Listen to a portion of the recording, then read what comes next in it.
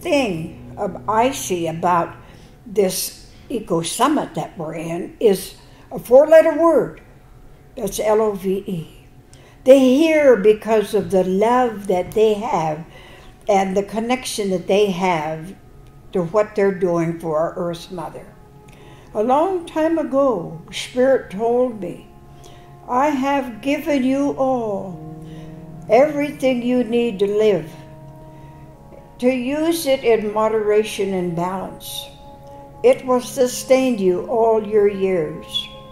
Well, now we, as a whole, have walked away from those teachings of moderation and doing things in balance. We have a hole in the ozone layer.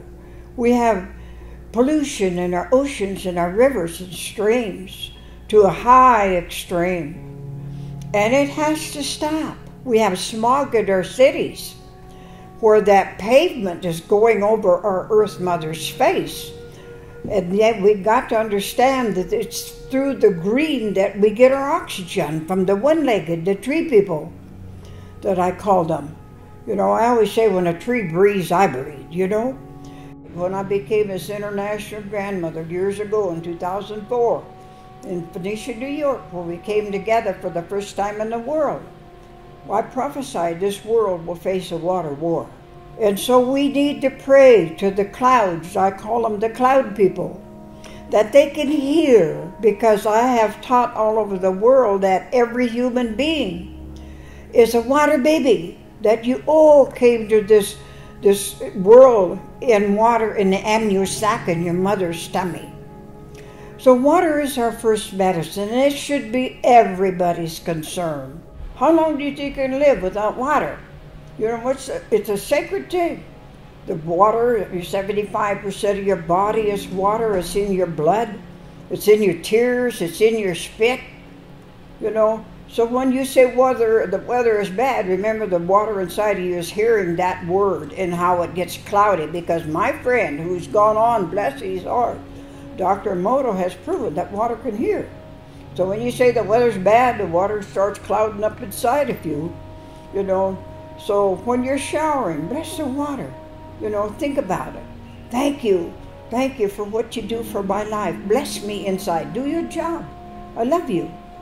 All through the day. And I believe if you do that for 2 weeks, and bless the water, it'll make a difference in your body. Why?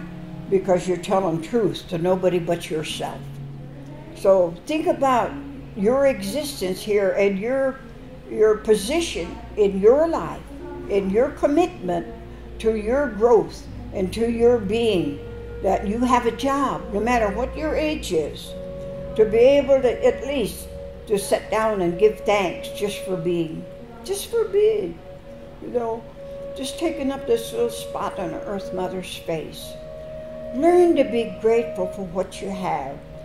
So if you've never thanked the water, then you say, forgive me. But from now on, I will thank you for my life. You know, a lot of these corporations we have to fight because they're all about money and they're not a lot about life. Like this oil line they're trying to put across from over to Coos Bay way, across down to the country, across the states. There, I have done my research, and the material that they're going to find to build that big long oil line, you know, there's no material that they can buy that eventually won't erode.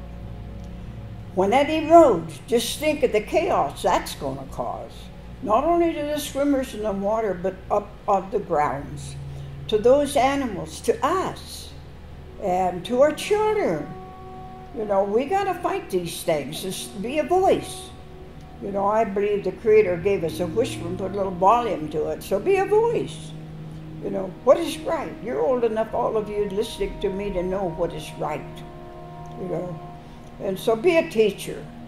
I'm making you all an instant teacher right now. Take my words. They're true. They're honest. And they're the biggest thing in my world is to carry all these messages, to be a voice for those that don't have a voice.